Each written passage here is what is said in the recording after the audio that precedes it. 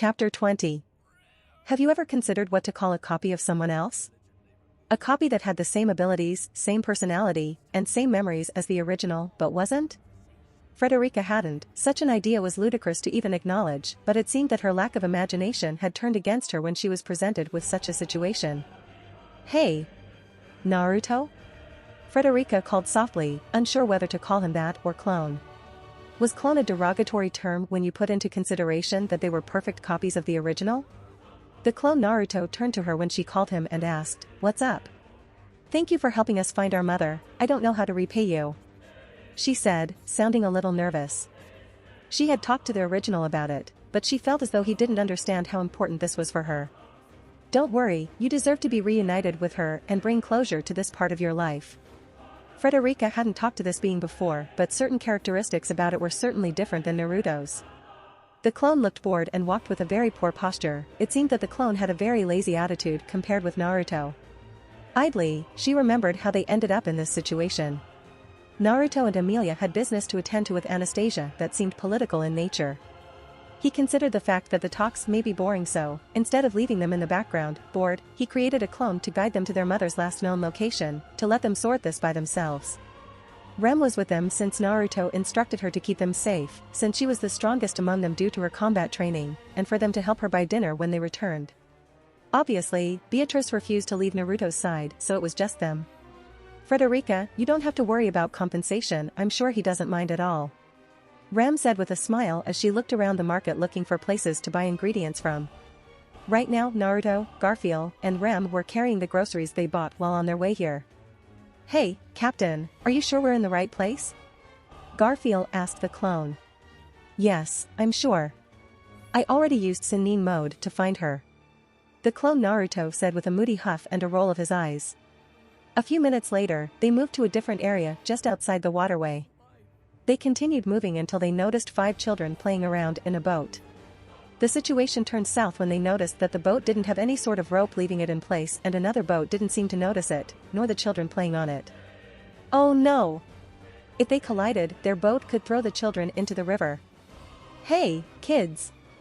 Frederica's shout gained the attention of others that too began to panic at the danger the children were facing.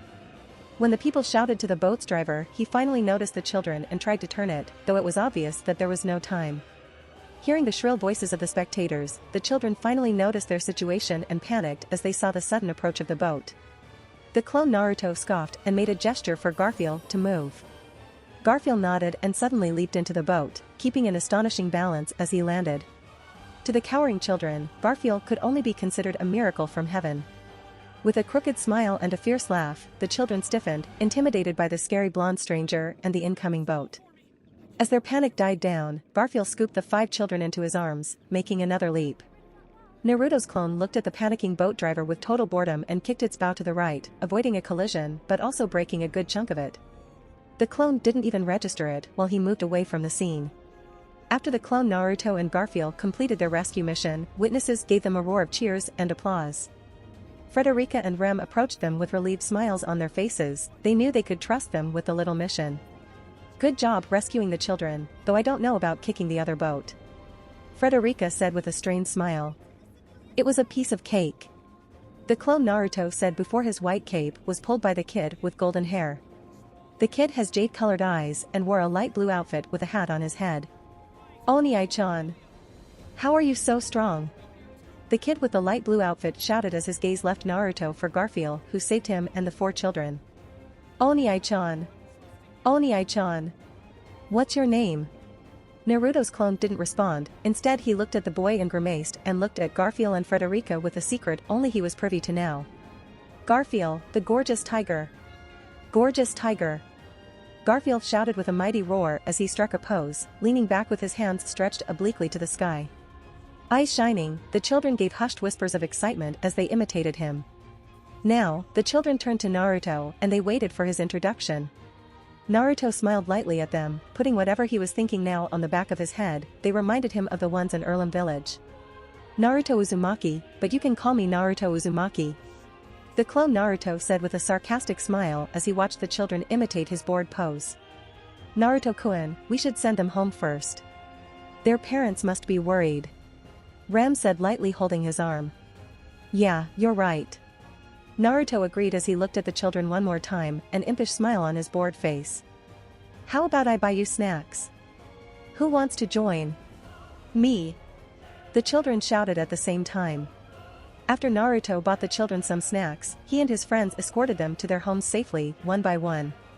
4 of the 5 have returned home unharmed, which meant that the boy with the light blue outfit was the last one. Unbeknownst to the others of the little group, this was on purpose. With just a small group, you went out pretty far to play. Ain't that dangerous? Garfield asked, wondering why the children went on the boat without an adult that could ride it. Occasionally, the songstress Liliana goes to the park on First Street. We were looking for her. The boy responded with a smile, not understanding that his little adventure had almost killed him and his friends. Excuse me, kid, may I ask why you aren't with your parents? Frederica asked, oblivious of the sadistic laughter the clone had to stomp. Because I snuck out. When I get home, my sister will be mad. The boy said as his body trembled with fear. He didn't want to face his sister, much less his parents. This boy right here seemed to have neglected to inform his sister that he would be out with friends today. As a result, his family was probably frustrated and worried sick. Got it. You count on the gorgeous tiger. The boy turned up to see Garfield and appeared shocked. Really? He asked, feeling unsure. No matter how scary is an older sister. If she comes yelling at you, gorgeous tiger will protect you. Ouch. Ouch. Garfield's ear was pinched by Frederica. I'm sorry, what did you say? She smirked with her eyes closed as she let go of his ear in a few seconds. Naruto and Ram couldn't help but look at one another when they noticed how attached they had become to the child already. It was great to see them banter, almost as if it was natural. Fred. A deafeningly high-pitched voice suddenly broke Garfield out of his thoughts. He lifted his head in surprise and caught sight of the sprinting figure of a girl. She had long, elegant blonde hair, and was glaring intently at the boy with him. The boy's sister was also young, only around 10 years old. Sister Raphael. Fred said with a nervous gulp. Just how worried are you going to make us before you're satisfied? Raphael yelled harshly, glaring at him until she noticed Garfield, who stood behind him. Not only him, few people were with him. You, suspicious people, what do you want with my Fred? We want to find his home. Frederica answered calmly. Are you his sister? Then, we want to make sure he's safe. There's a misunderstanding here. We are not what you think. These 2 gentlemen saved your young brother and his friends. It seemed the little girl wanted to argue further, but a voice stopped her from doing so. Raphael, Fred, where are you two? The voice that broke the stalemate came from someone else. Hearing that gentle voice, the siblings caught each other's gaze. Garfield and his friends watched as the 2 ran in its direction. Sister and brother arrived at the corner of the road, where a woman had appeared. They flew toward her without hesitation. That blonde woman was more than likely their mother. Mom. Mom, these suspicious people, something about Save, and Fred. Raphael held onto her mother, sobbing, and Fred tried to defend Garfield and his friend's innocence. After listening to the children's rambles, the person in question smiled. She stepped forward, her children still clinging to her, revealing her face. Frederica and Garfield immediately froze. Well, my children seem to have been taken care of, my apologies. If possible, could you tell me what happened? She spoke in a soothing, gentle tone that held not even the slightest sign of malice or suspicion. With a few strides, she'd arrived in front of them. Even as Garfield and Frederica trembled and shivered at the woman's presence, she tilted her head, as if confused. That expression, that attitude, that voice, they all seized Garfield and Frederica with abject shock. Naruto was looking away in guilt. If he had told them they wouldn't have come, probably. Mom/mother? Amelia. Wait for us. Naruto yelled at his excited girlfriend who ran away from him and Beatrice. Hurry, Naruto! Amelia shouted in excitement as she waved to him. She withdrew her hand from the railing and took a few steps backward with an excited smile. She was so energetic she didn't take the time to confirm that there was no one behind her. Ah. Whoops. Amelia bumped a man with a hood who had passed them by. She stumbled slightly, and the man reached out to steady her. I'm sorry. I wasn't looking behind me. Amelia bowed with regret. This time, I was the careless one. After all, I was a little distracted by you. the man said, causing Naruto to tighten his jaw. Distracted? Naruto asked quietly, recognizing the man's voice as he began to stretch his senses. This miss that I just bumped into has beautiful silver hair, doesn't she? A girl I once wanted to marry had that same hair. Remembering that hair, I didn't avoid you in time, I apologize. The man said, sounding sincere. Naruto immediately turned Emilia away from that man and gently pushed her away from him into Beatrice. Beatrice, I'm counting on you, get her away from here. He told the girl through their channel. Beatrice blinked, confused as to why he requested such a thing. She looks behind him to see a hooded man and immediately alarms went off on her head. She grasped Emilia's hand firmly and started to drag her. Let's go, Emilia, I heard that there was a book that I want around here. Beatrice began to tug at Emilia's hand. Naruto, what's going on? Emilia asked, getting a little worried at his behavior as she grabbed his hand, trying to keep her feet planted against Beatrice's strength. It's nothing. Why don't you go with Beatrice? I'll catch up with you. I promise. He said, gripping her hand. The silver-haired girl looked at him for a second until she nodded softly, trusting him. Okay, but don't take too long. She said as she let go of his hand and went ahead with Beatrice. After seeing Emilia and Beatrice leave, Naruto turned around to see the man. The blonde shinobi clenched his fists in anger, glaring at the familiar man in the hood. His chakra spiked as his azure eyes glared into golden eyes. I'm getting fucking sick of your shit. I don't mind. I don't place any anger or blame on you. If you want to leave, feel free to leave. If we are to meet again, fate will provide us with another opportunity. The man said as he tilted his head to reveal it was Regulus. Why are you here? What do you want from her? Naruto asked, containing himself from punching his head off his shoulders. Like I just said. A beautiful girl with silver hair. A girl I once wanted to marry had that same hair.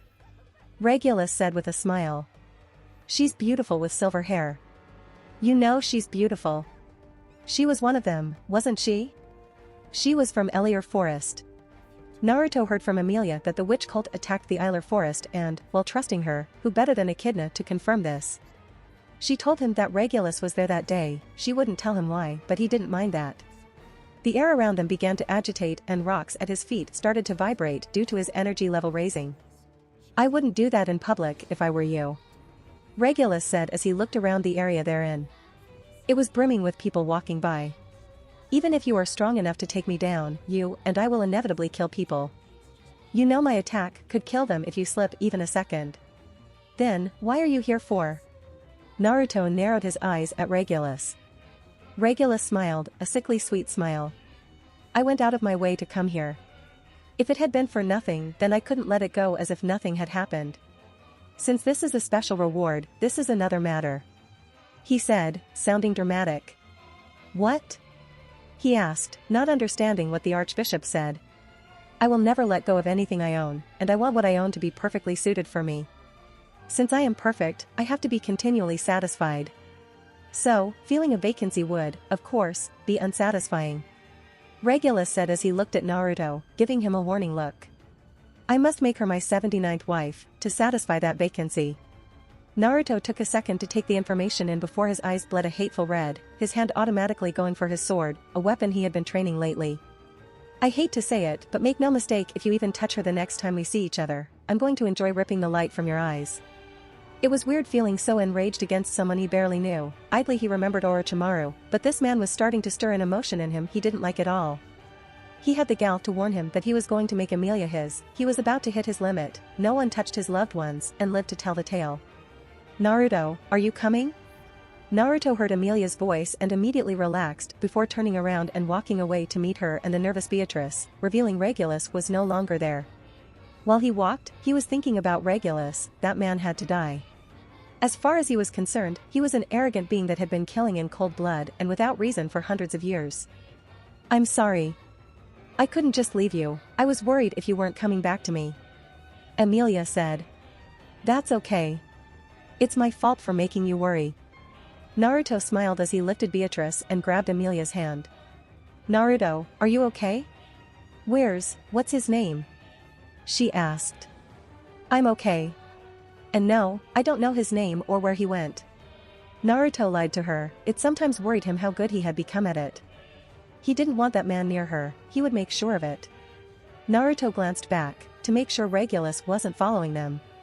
If Regulus was here, then Lei would be as well, and while Lei was nothing but a small fry compared to his fellow archbishop, he was still a dangerous opponent to others. I'm so sorry, I wasn't expecting guests, so I haven't cleaned. That's all right, Mrs. Thompson.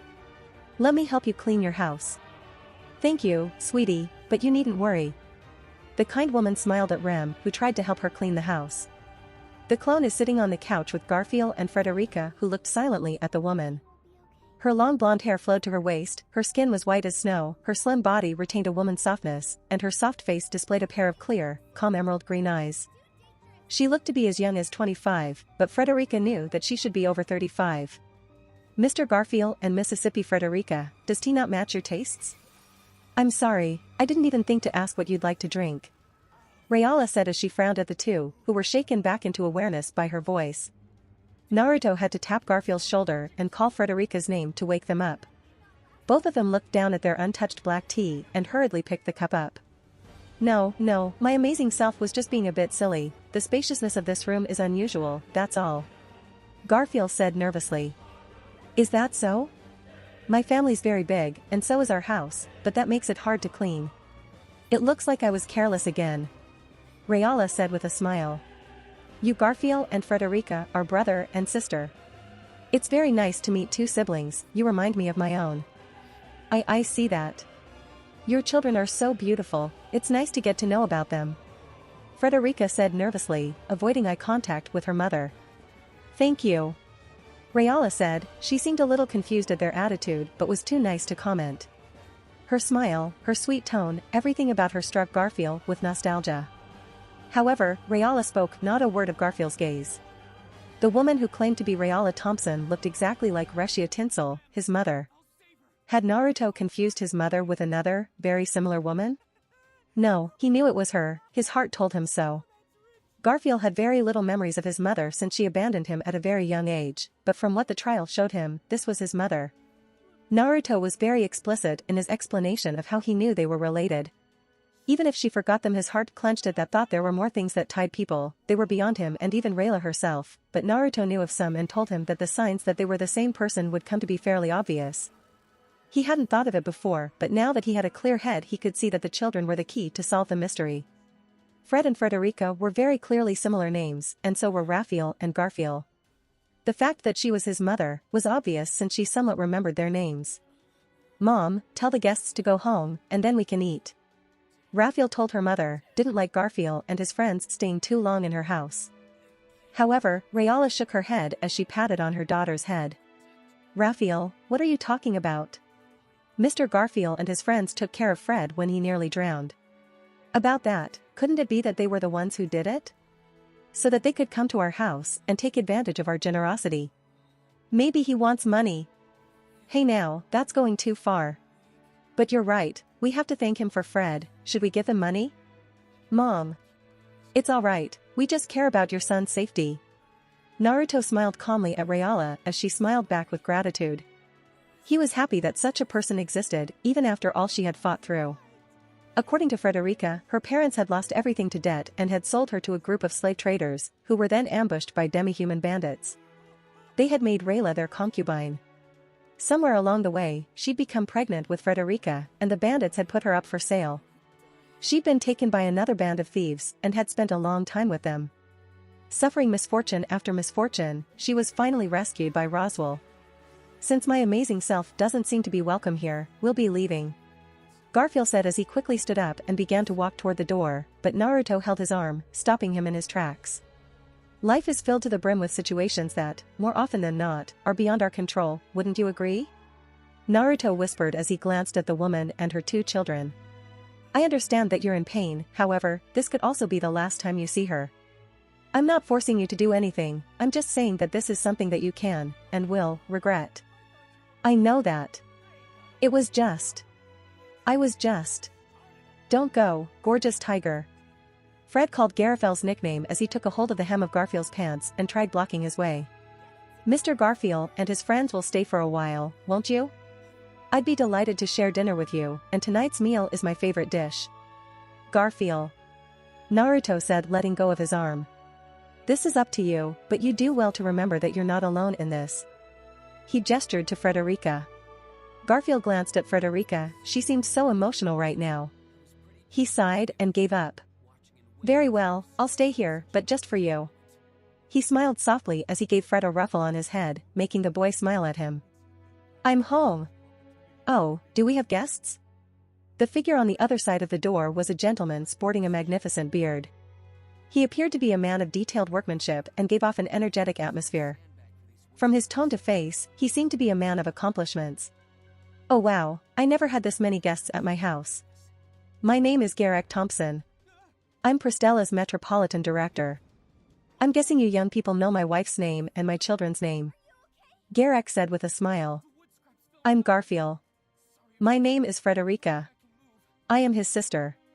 Rem, it's a pleasure to meet you. Naruto. Rayala saw her husband Garrick as she approached him and gave him a peck kiss.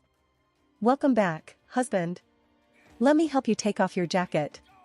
She said as she took off the jacket for him, and he sat on a chair along with guests.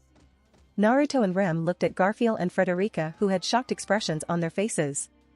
Looking at their faces, they didn't know how to talk with their newfound stepfather. Mr. Thompson? Frederica asked with a strained smile. Yes. He asked curiously. I have a question, if you don't mind, of course. Of course. No matter what, I'll do my best to answer. He said with a smile. I wanted to know how you and your wife met. You see, I ask because she reminds us of a very important person, at least for us. At that moment, Garrick looked at them, analyzing them, and the clone immediately put on a poker face, becoming unreadable for the businessman. My wife, Rayala, has no memories from before our meeting, 15 years ago. He said, slowly. I was surprised that Felt hired this guy. Naruto said with a raised eyebrow as he looked at a familiar guy with white hair dressed in dirty white clothes. If memory served right, this was one of the delinquents that tried to rob him when he arrived in this world. On their way to their temporary residence, they found Chin, the thug guy at the hotel who tried to enter but got blocked by Joshua. Naruto was going to take Chin down until Reinhard joined and explained to him that Chin was hired by Felt. Not only he was hired, but so were the other two. With that out of the way, he and Reinhard talked briefly about what had happened since they last saw each other. It's a long story. Reinhard was talking about the delinquents, but he didn't want to explain how Felt met the three. Yeah, I guess it isn't the best tale. Naruto smiled at his fellow knight's nervous laugh. So, you're here because of Anastasia's invitation? The invitation sent to us said that she wanted to exchange a useful piece of information in return for something. Although we thought that Anastasia-sama may have been up to something, we didn't expect that Emilia-sama and you had been invited as well. Reinhard said. They're not the only ones. They turned to see Garfield and company approaching them.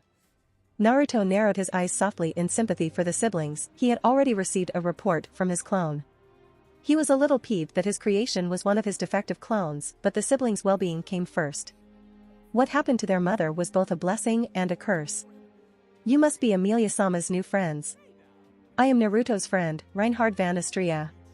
I would be grateful if you would tell me your names. Reinhard said with his characteristic, confident grin. It's Garfield Tinsel, and this is my sister Frederica. Garfield introduced himself and Frederica to Reinhard as Frederica smiled at the red-haired guy and bowed before him, prompting Reinhard to do the same. My name is Remington. Rem smiled kindly as she bowed to the redhead. It's a pleasure, all of you. I see you've become an official knight, Naruto. Congratulations. Reinhard said with a hand stretched. Naruto quickly shook hands with the swordsman. The redhead noticed someone that hadn't yet introduced themselves and knelt to meet their gaze. It was Beatrice, who was behind Naruto's leg as if afraid of the knight. I can tell that you are a revered and great spirit. It honors me to be able to speak with you like this.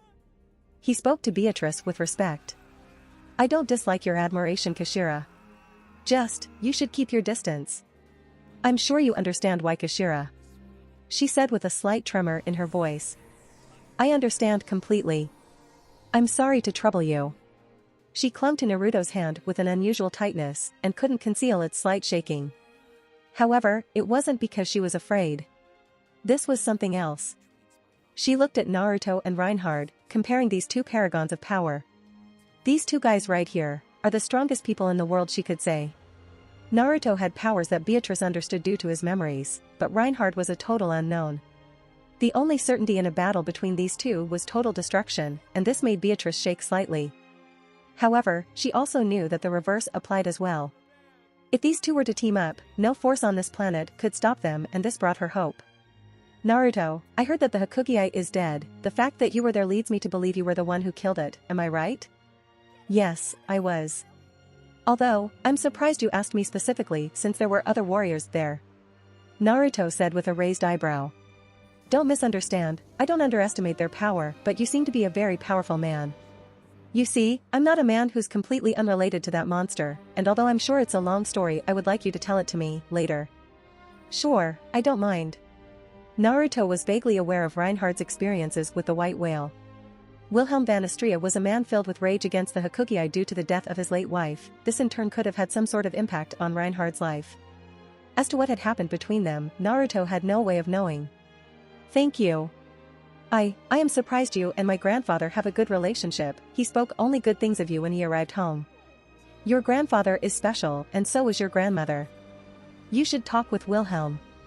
I'm sure he wouldn't mind if you ask him how he met your grandmother. I know you two don't talk a lot, but he's your grandfather. That's what grandchildren do. You only have so much time before his life fades away, at least try to have a casual conversation before you regret not doing so. Reinhard paused for seconds. I'll take your advice into consideration, Naruto. Good. The shinobi smiled. After greeting Reinhard, everyone entered the hotel. If seating at the table reflected the positions of the factions, then Reinhard was seated at the bottom. Sitting at the head was the host, Anastasia. Next to Anastasia was Amelia and her faction, who Reinhard, representing Felt's faction, was seated next to. Everyone was currently gathered in the tea room. It feels like it's been a long time since everyone has gathered like this. The speaker, who wore a dignified smile, was a beautiful woman with green hair. She had amber eyes, which seemed to contain the very picture of harmony, and was dressed in a feminine navy blue dress, giving off an air of nobility. Although she was a beautiful being, she couldn't appear so to the people reunited at the tables. Their perception of her was a very different one. We haven't seen you in a while either, Crush-sama. You seem to be doing well. Amelia said with a nervous smile. Yes, that's right.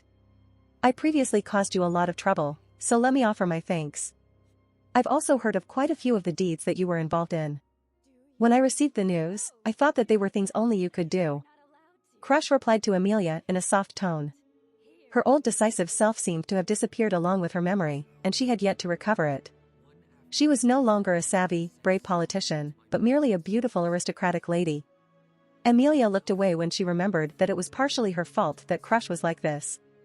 Hearing people talk about Neil like that was surprising. Eradicating the sizable hair and becoming a spiritual arts user, who would have expected that out of Naruto-kyan? Ferris asked, sitting next to Crush. Unlike his incredibly different master, Ferris hadn't changed in the slightest. It was reassuring, but, at the same time, he remained difficult to understand. Naruto, who was seated next to Amelia, gave a dry chuckle. Thank you for the compliment, but you seem to be confused. The white rabbit was not a difficult target once we understood how to get rid of it. It was a shame that this was never found out, otherwise, a lot of people wouldn't have died. Ah, I see. Ferris nodded in understanding. That bunny had killed thousands through the centuries it existed. Naruto wasn't demeaning anyone's effort to kill it or even bragging, but was counting himself lucky to have had the information to do so. As expected of a knight. The last member of Crush Camp that is sitting next to Ferris is the old swordsman, Wilhelm, sipping his tea. He was dressed in the same butler outfit he always wore, but it suited his tea-drinking look well. By the way, Anastasia-san, why did you gather everyone here? Amelia said, eager to get out of her presence. Of course, I have something that I'd like to discuss with each of you, but, to answer Amelia-san's question, I had to think pretty hard to come up with something that would entice each of you here. Anastasia said with a cute pout that fooled no one in the room. We came for the magic stones, but what about the others? Amelia asked. Everyone has their wants and needs. Using just those to gather everyone would have been fairly easy, but there are those odd groups whose wants are mysterious. I don't understand. Amelia frowned and crossed her arms as she considered the issue, although the problem wasn't a difficult one. Just observing who was currently not present would pinpoint the faction that refused to be communicative. Were Priscilla-sama and Aldano not invited? Those two are completely set on their path and I wouldn't know where to start finding out what they want. To be honest, even Felt-san treats land and money like they're completely irrelevant. Anastasia said with a huff. Regarding that, Felt-sama volunteered to come on a whim. That said, I do wish she'd care a little more about those matters. Reinhard said, it was clear that Felt had no interest in her role as a candidate. I'd also like to know more about everyone's circumstances. Although I've worked hard to learn, it's difficult to understand everyone's positions. Emilia said. Then, let's not talk about what happened today. Naruto said with a cheeky smile, earning a huff and a pout from his embarrassed girlfriend. Everyone's here already. Originally I heard that I was supposed to just meet with the lady from Kararaji. The paper door was thrown open, revealing the girl standing behind it. She was an agile, pretty blonde girl with large chestnut red eyes and a crooked smile. Her small face was full of naughty charm and her slim but agile physique seemed a touch more feminine. Just as before, she was dressed in an outfit focused on enhancing movement speed, one that also happened to leave her navel and legs exposed. What, surprised that I still look this way? It's only been a couple of months, you know. Felt said when everyone looked at her with surprise. Everyone slumped their shoulders upon seeing her, her clear disinterest in her image was very disappointing, and Felt caught their disappointment. Reinhardt, however, stood up to welcome his master as she approached. I was sure I left a change of clothes on the dragon carriage, what happened? He asked. Bah. I wanted to go sightseeing in something comfortable. Saying that, you wanted me to get changed in the hotel, but who would wear something that looks so itchy? You should know that about me by now. That's just like you. Reinhardt placed a hand on his forehead, speaking in a helpless tone. Felt, who was dragging the kingdom's strongest swordsman around like a servant, looked happy to enter the room. Right, and here I am. I'm grateful for your hospitality today, and I hope that our discussions will go well. There, all done with greetings. For a moment, Felt resembled a noble's daughter, minus the elegant aspect. She gave a naughty smile and mimed a curtsy without a skirt, and immediately reverted to her usual self. She was clearly mocking the nobles in the room, and this only made them slump further into their seats, and Reinhard looked ready to throw himself off a bridge, not that that would do anything to him. Naruto sighed with a smile at her, because she hasn't changed since the first day he met her. Her exuberant attitude was very much present, even when she was surrounded by many luxuries. Man, this is a really bizarre building. I've never seen one like it before, so I got curious and explored a little before coming here. Felt said as she sat by her knight, Reinhard. Hello, Felt-chan. It has been a while. How have you been? Emilia smiled at her younger friend. You know, it's so weird to have Chan added to my name. Well anyway, I've been well. I've heard a lot of rumors about really scary things. Those sure seem to be flying these days. She said with some annoyance. Beatrice, another bath? Naruto looked at Beatrice, who was in a blue yukata. Strangely, Beatrice's wet hair retained its usual drill-tailed form. After Naruto left Betty alone in the hotel, I was captured by Emilia. She forced Betty to go Kashira. Beatrice said with an unhappy look on her face as she crossed her arms and looked away from him. Naruto laughed at this. This wasn't weird for Emilia to do ever since she almost drowned while she was alone in the tub. He supposed that it gave them some time to bond, so he left them alone for the most part. All of the women went to the hot spring for a bath and to relax, while the men stayed in the room filled with traditional decorations like bamboo and fusuma. Naruto was very surprised since the hotel was very his world, if that made sense. He turned to the left and saw Wilhelm, talking with his grandson Reinhard outside.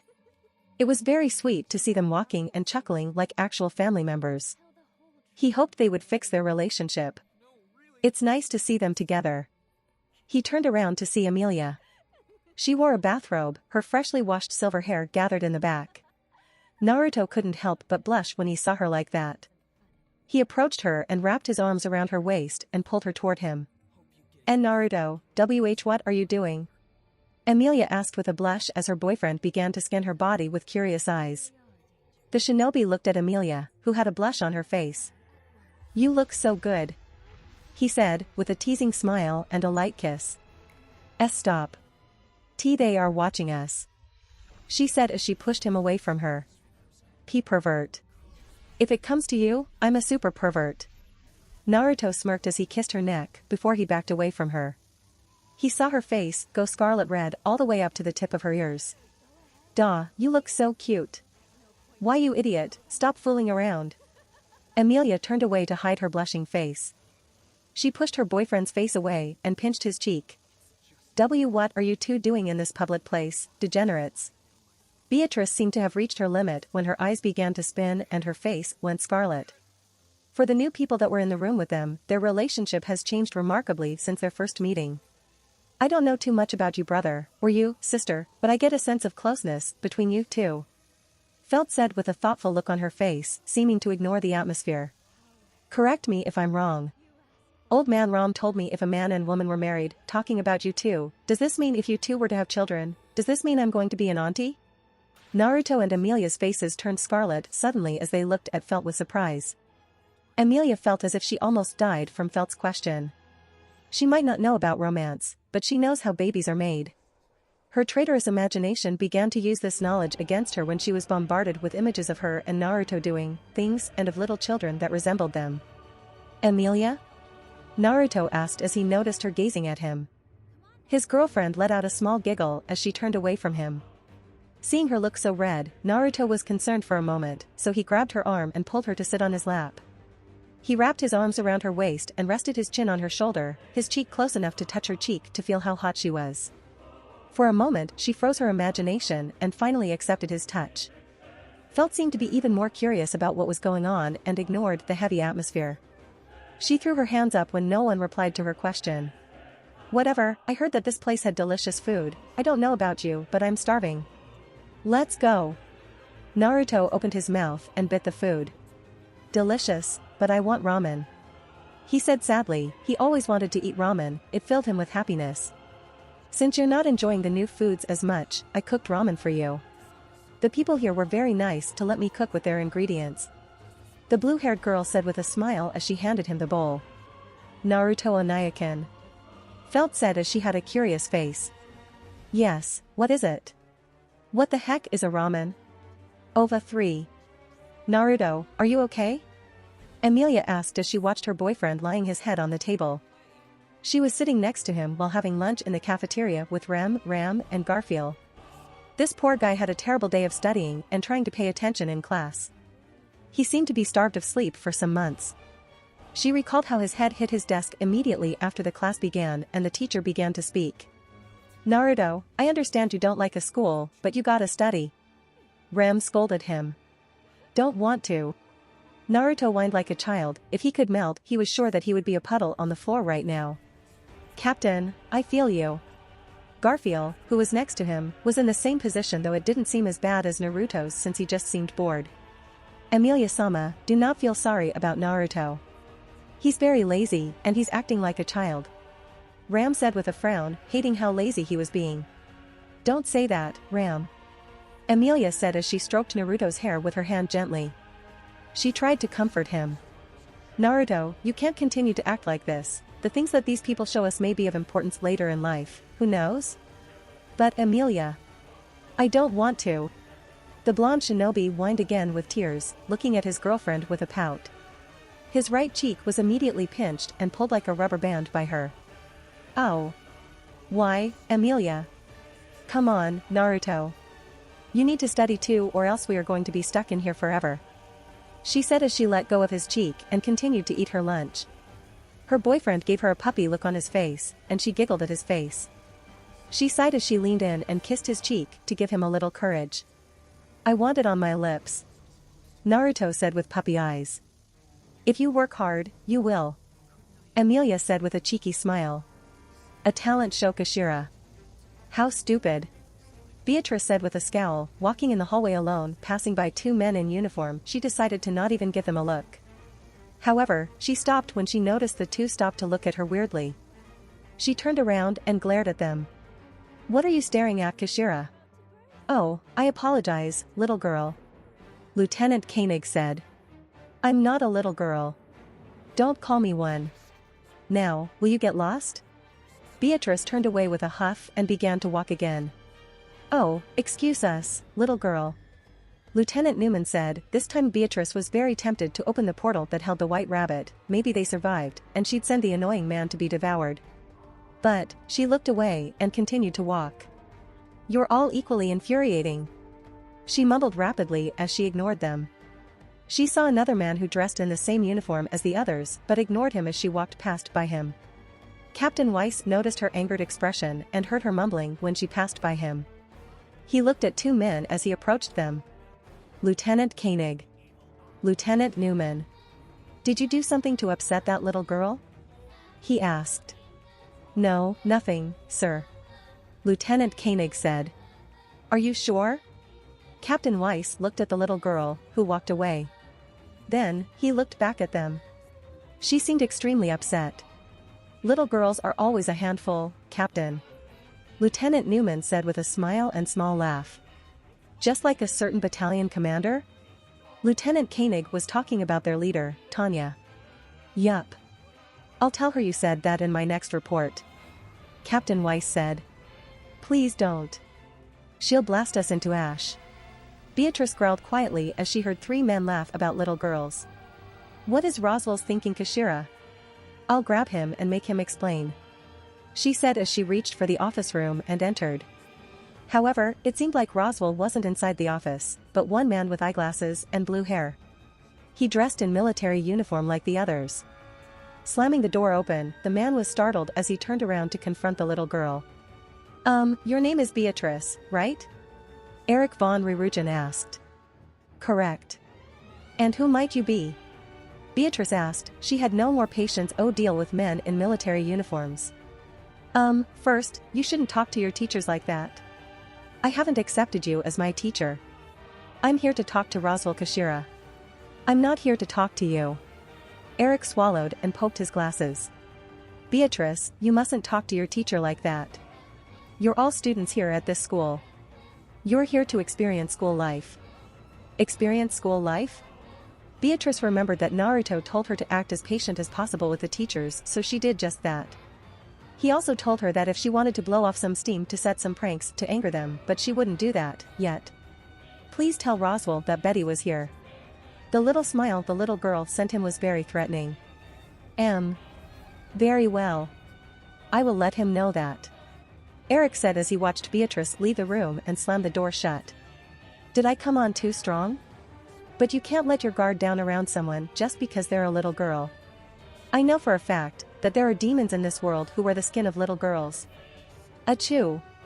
Do you have a cold? Victoria asked Tanya. No.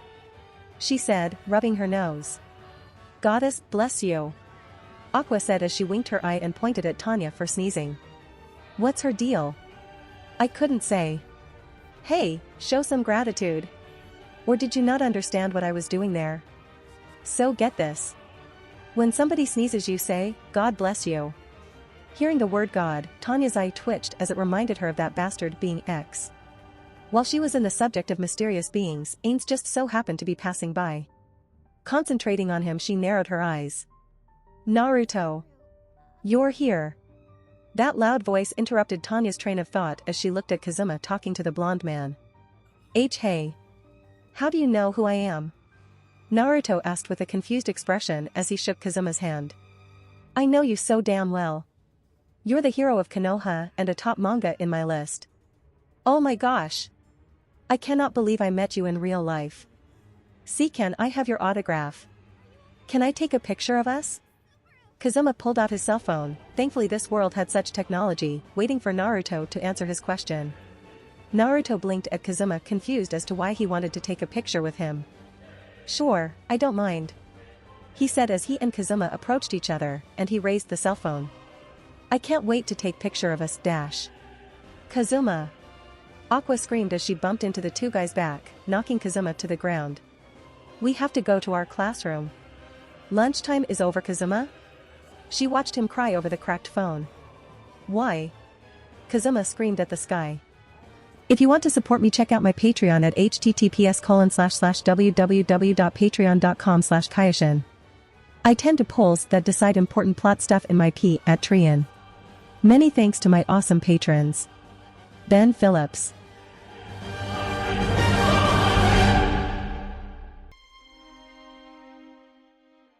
If you liked the content, don't forget to like and subscribe to the channel. I'll stay here until next time.